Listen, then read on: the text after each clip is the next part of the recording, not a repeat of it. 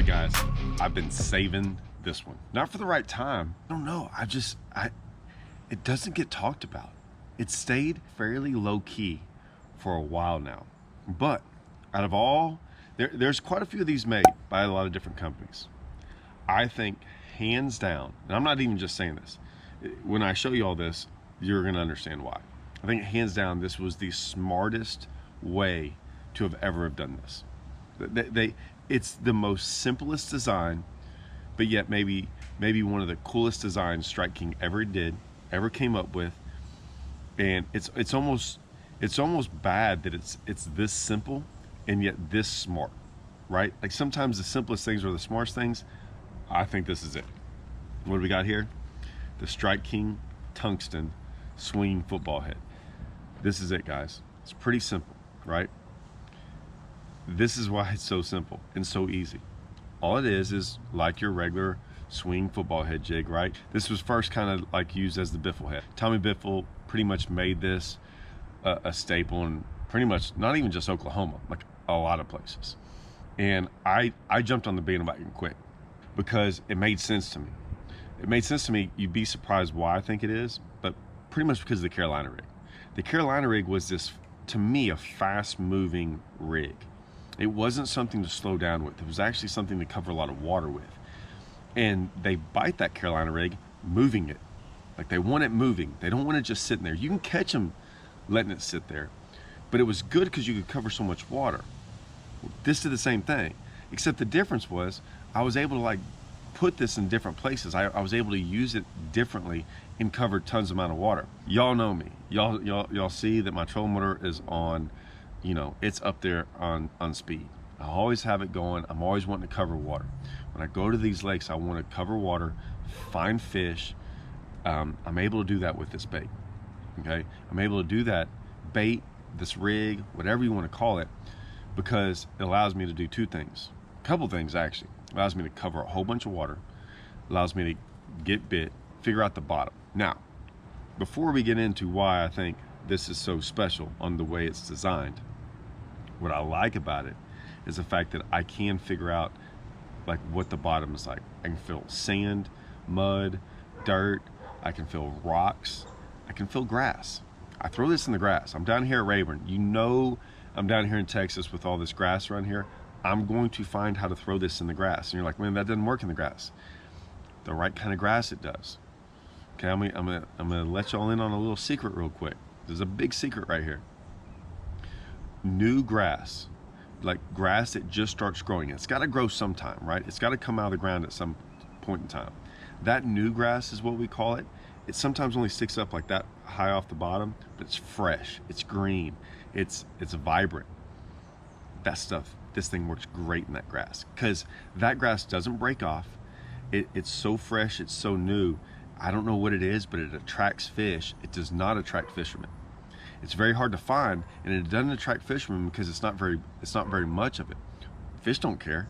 Fish don't care about that. Usually when it's growing, it's earlier in the year, and so they're not needing all this cover like they get on later on in the summertime. So like this thing works perfect through that grass. That might be the only little secret I give out, because I can't give out too many more secrets about grass and things like that, but that's a huge one, guys. Why is this the best design? Let's get into it. Everyone likes certain hooks, like this hook, like that hook, whatever. Y'all know the hook I like. Y'all know that, right? And y'all also know about that one, okay? I instantly started throwing this on this. I don't like sometimes the hooks they put on there. A lot of the times, the way we manufacture stuff is we get contracts, right? So like say we're gonna put this one certain hook on this certain like head, and they're all gonna be built like that. And that might be great, but you might not really like that hook. This allows you to put any hook you want to on it this fast, okay? So normally I'm throwing a bigger bait on here because I just like a bigger bait for this. It's pretty simple. It's got this little screw lock, okay? So you're gonna put this on there, however you can get it on there. Twist it on. That simple. That's it. I did it that fast. I don't like that hook. No big deal. Maybe that hook's got a bend in it. maybe something else, get another hook. Maybe I'll take a 3/0 hook, right? So now I take a 3/0 hook, do the same thing, right? And put it on there. No cut, right? I'm not editing this, nothing. There it is. Already put it on there. That's how fast. That's how fast you can do it. And trust me, guys, it's not coming off. It's just not coming off. Never had one come off. Never heard of one coming off. Never heard of one breaking. It's that simple. Boom, took it off again. It's right back to where I started. That quick. Why is that important? Let's see. This is a rage bug. This is actually the Magnum rage bug. Okay.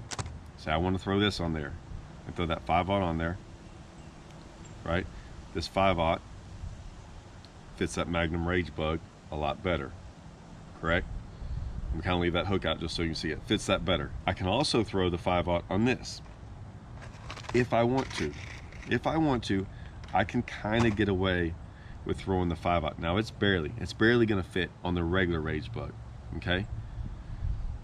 If I really wanted to, and I wanted that big extra hook, I can still put that 5/0. But it's questionable, right? So maybe I go down to this the 4/0, right? I can switch real quick. Now Strike King has the Scound bug, right? Definitely way too big. There's no way that 5/0 hook is going to fit. It's just not going to fit, right? Like you can see right there, it's just not going to fit in there.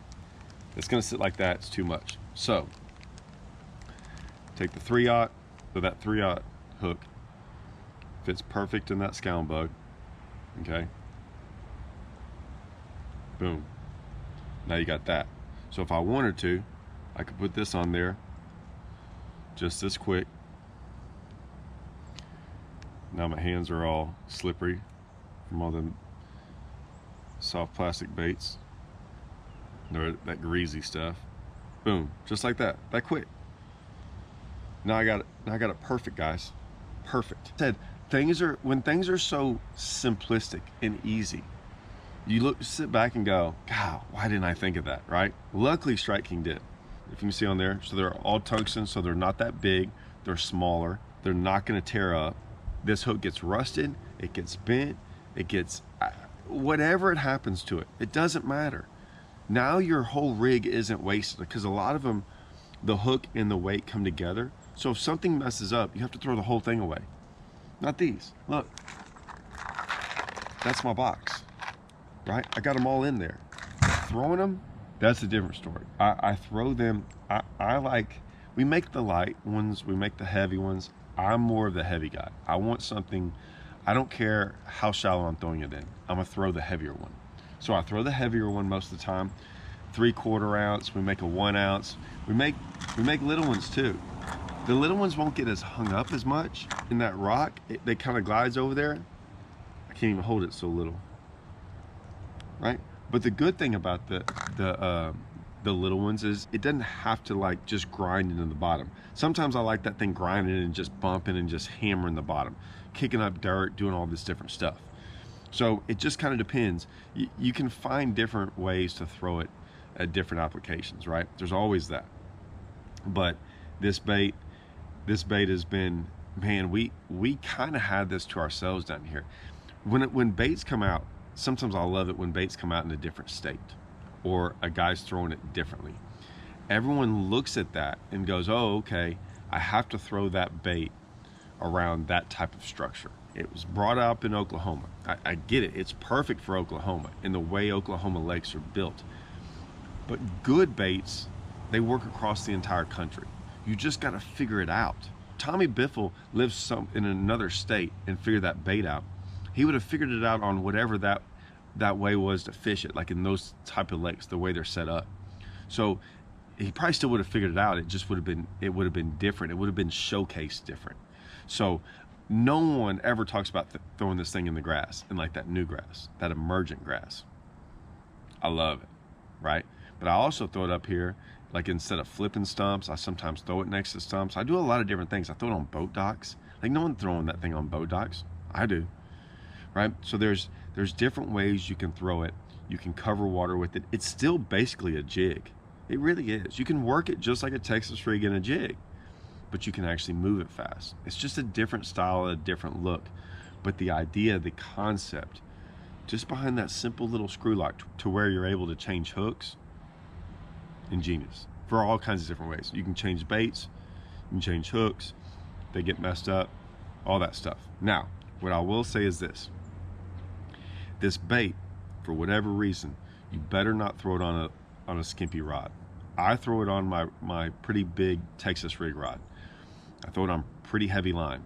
Because remember, a lot of times you're dragging this thing over rocks and things. When they bite this thing, you rarely feel the bite. It's really crazy. Like it's not, you every once in a while you'll feel one hit it, but they usually hit it and it goes slack. Other than that, they're usually just on it and your line starts swimming off. Kind of like your Carolina rig bite, how it swims off. A lot of times you'll be reeling this thing and you'll just be like, hey, there goes my line. And it'll be on there. You really got to reel down on these. So I throw a big reel. I throw my 300 Super Duty reel. I throw 20 to 25 pound line with a, when I say a big rod, I'm throwing a rod that has some backbone to it, because you got to lean into these fish. You got to hit them pretty hard. I don't know why, you just do. You just do. It's one of those things you can't, I think a lot of people miss fish on that because they don't have the right setup and the right rod. So that's what I throw. Let me see if I got one. This is the rod and the reel, right? I got my Super Duty 300. This is kind of one of those rods that Lou's made for me specifically, kind of for Texas rigging, frogging, and things like that. But I just wanted to show you what kind of rod it is, okay? So it's a rod, right? See that? It's a lot of backbone, guys. Like, it's a pretty stout rod, okay? If you can see, that's not bending very much.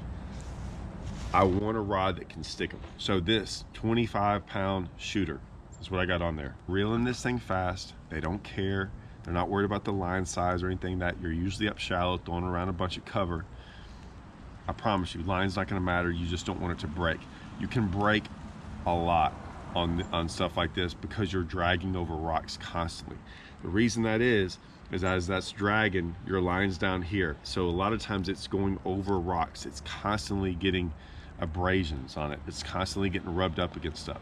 I'm telling you, you can break off on this pretty easily if you're not set up right. I don't break off. I'm throwing 25 pound shooter, but I'm just saying, and I've seen guys break off. I used to try to get away with a little bit lighter line. I don't even mess with it anymore. I just go heavy line and it works. It works fine. Never had a problem. Don't pigeonhole this, guys.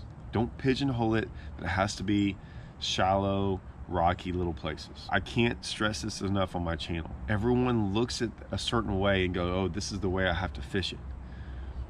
Broaden your horizons, go, okay, well, wait a minute. Good baits work everywhere. They just do.